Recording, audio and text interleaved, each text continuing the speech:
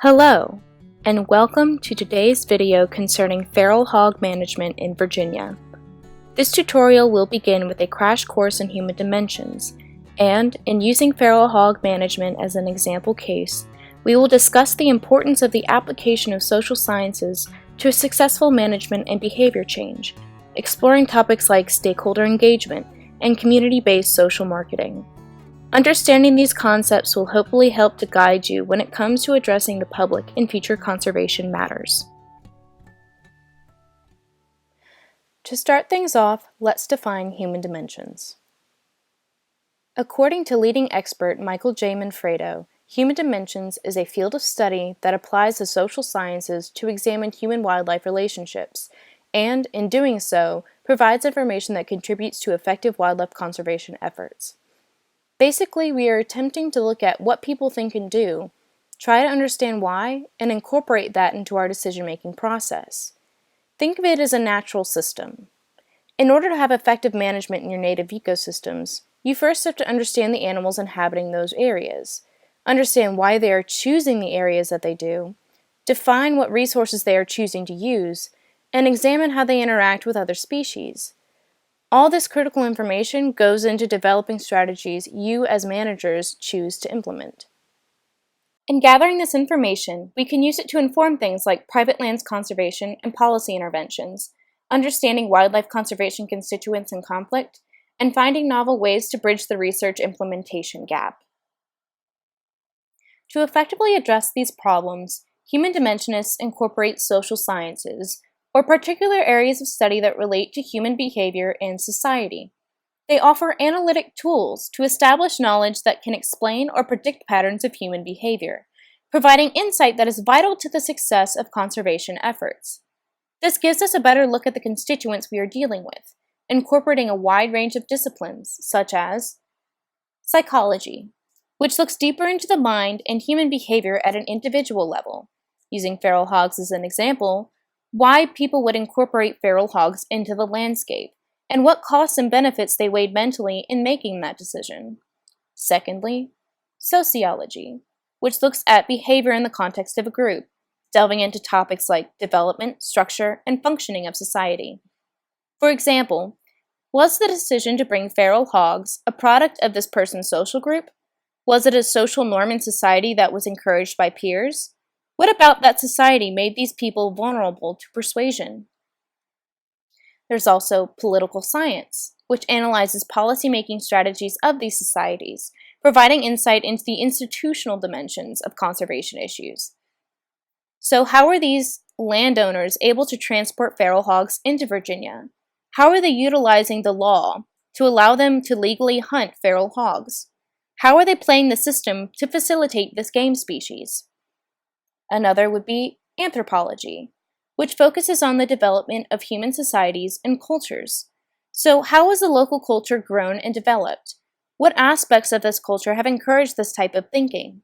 What wildlife value orientations have been bred in this environment to produce such societal norms as to incorporate such an invasive and destructive species into a native habitat? Finally, geography, which relates the distribution of human populations, resources, land use, and industries across the landscape. So what about Virginia itself and the structure of its landscape allows the facilitation of this species? How will it affect business, agriculture, and human communities as the feral hog issue festers? While these are the most common social sciences applied to conservation, there exists an entire suite of other disciplines that you can use depending on which is most salient to the issue. After identifying how you wish to approach the problem with what social science aspects seem most applicable, you must look at who your message needs to get to.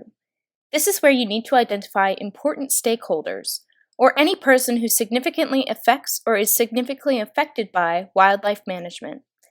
These stakeholders can take form of local governments, special interest groups, private landowners, and even local residents. We focused on four main groups of stakeholders: agricultural, private landowners, hunters, and residents. Agricultural stakeholders. In addressing the concerns of stakeholders in agriculture, wildlife value orientations towards feral hogs were found to be mostly negative. Feral hogs utilize an opportunistic foraging technique which destroys croplands as well as non-croplands that are used for grazing.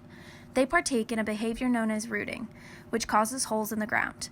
Livestock may step in or fall into these holes and can potentially break their legs, resulting in livestock that may be ineligible to go to market.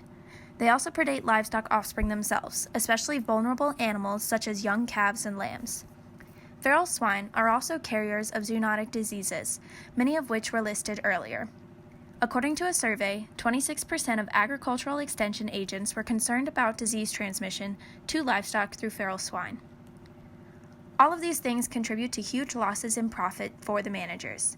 Feral swine cause an estimated $800 million worth of damage and loss of agricultural crops and livestock each year.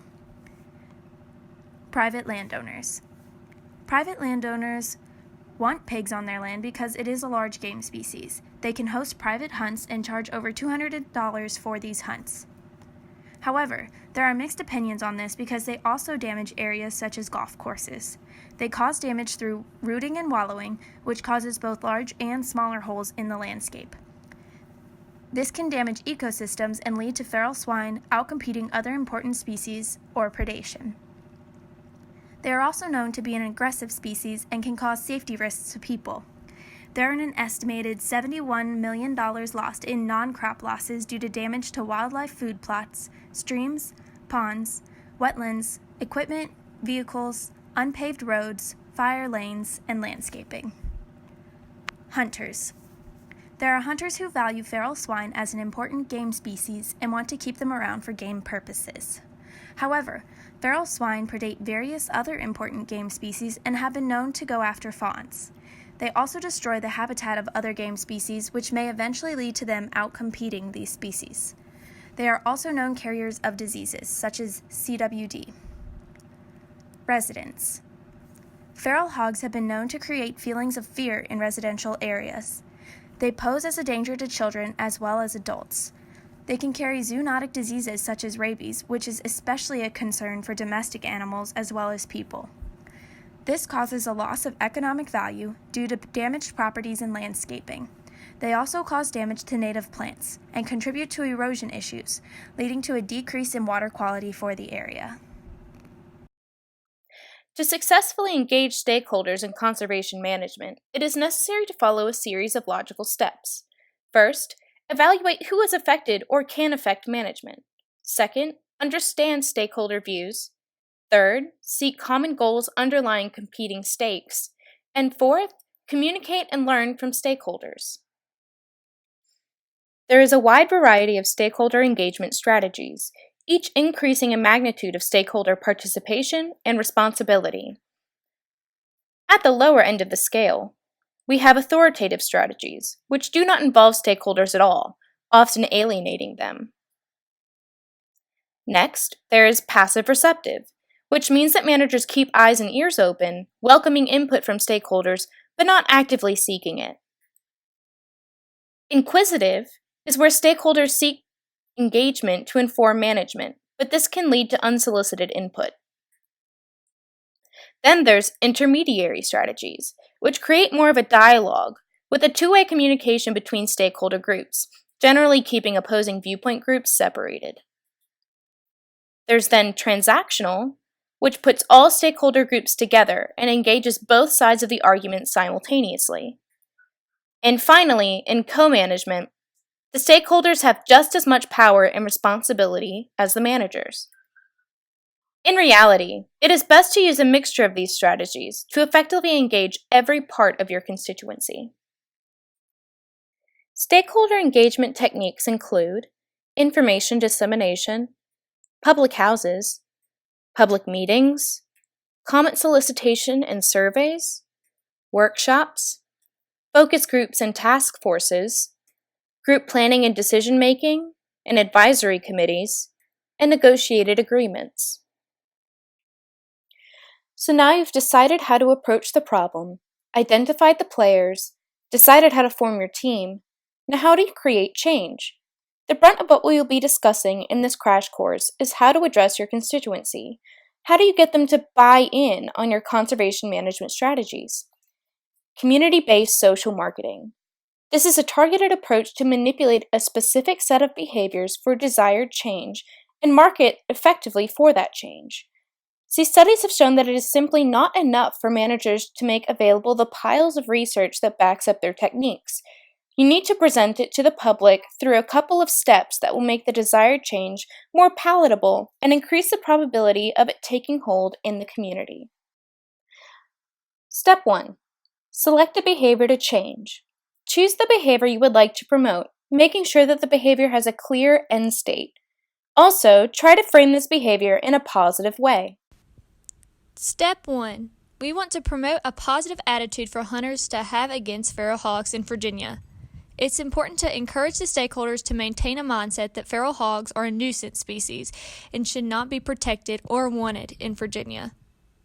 With ongoing urbanization destroying much of Virginia's pristine wilderness, it is critical to encourage hunters not to condone feral hog sport hunting.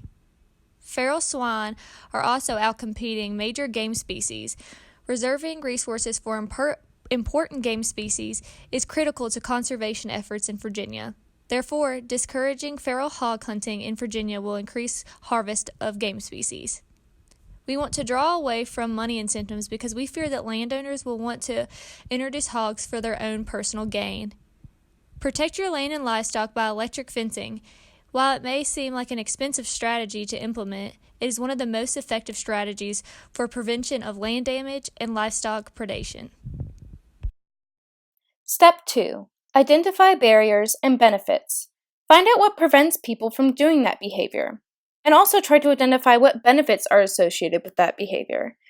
Do this by using focus groups and interviews. Approach your stakeholders to see what exactly makes them apprehensive or unable to comply with such a behavior. Step 2. Barriers and benefits. Barriers. We believe that there are various barriers preventing a negative view on feral hogs. The biggest barrier is the economic value that feral hogs provide to private landowners. Another barrier is sport hunting for feral hogs, which is a thrilling experience that hunters want to participate in. Finally, uneducated stakeholders will think that feral hogs are just an additional game species to add to the ecosystem, while in reality, they are wiping out other game species. Benefits.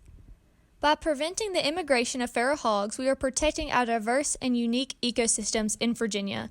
For our farmers and ranchers to thrive, we need to protect agriculture and livestock by eradicating feral hogs when present. We want to protect our residents and our community, as there has been a total of 6 deaths in the United States in the past few years. Disease prevention is incredibly important, especially with the current issues in the prevention of disease spread, such as CWD. Step 3. Develop a strategy.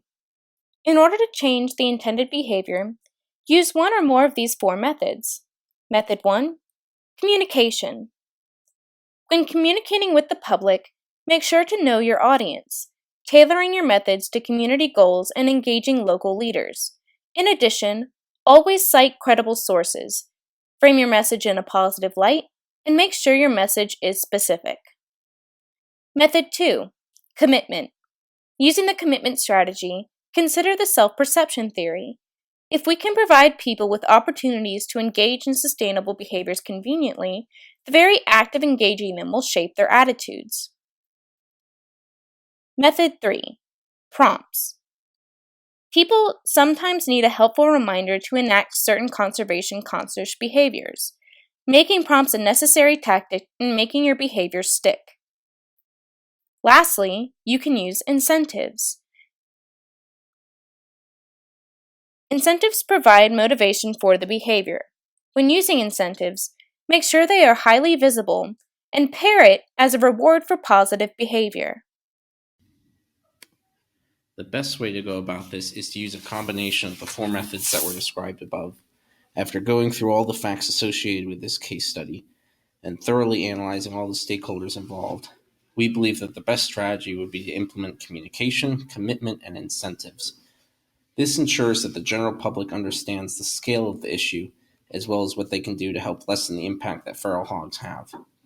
Educating the public can be easily done through open forums and information dissemination. This can also help to discourage feral hogs from becoming a more prominent issue in Virginia. Commitment can be done through interviewing landholders and stakeholders and gaining their insights and opinions. That way they feel as though they were included in management decisions and the management strategies implemented can reflect and address their concerns. Incentivizing hunters to kill hogs, in addition to discouraging them from bringing the hogs in, will help reduce the inflow of feral hogs into the area. An incentive program can be created and put into effect through VGGIF and be similar to incentives given to hunters to encourage the killing of coyotes. Step 4. Pilot the strategy using a small-scale trial to see how effective your behavior change is. During our pilot trial, game managers would educate landowners about the dangers of interacting with the feral hog population. Feral hogs would be fenced out of agricultural lands, resulting in less destruction of the land and less spread of disease. Any feral hogs near residents would be shot on site to protect citizens and their property. At the end of the trial, we would gather baseline data of how the landowners and feral hogs reacted to the changes. This baseline data would be collected through interviewing of the landowners both before and after the parameters of the trial were enacted in order to gauge overall attitude and opinion on the trial itself. Step 5. Implement broadly and evaluate. If the pilot study has demonstrated that success is possible, you can implement the strategy broadly. You should first collect baseline data before fully implementing the strategy, and collect data after you implement to determine the impact. Then, make changes to the strategy based on your evaluation of the data as a form of adaptive management. Thank you so much for tuning into our video. We hope these tips on human dimensions and incorporation of social sciences and everyday management techniques will hopefully help you to not only eradicate the feral hog presence on your lands, but also get you more in touch with your local constituency, forming lasting and meaningful relationships with your stakeholders that will make your jobs as managers in the DGIF easier and more enjoyable.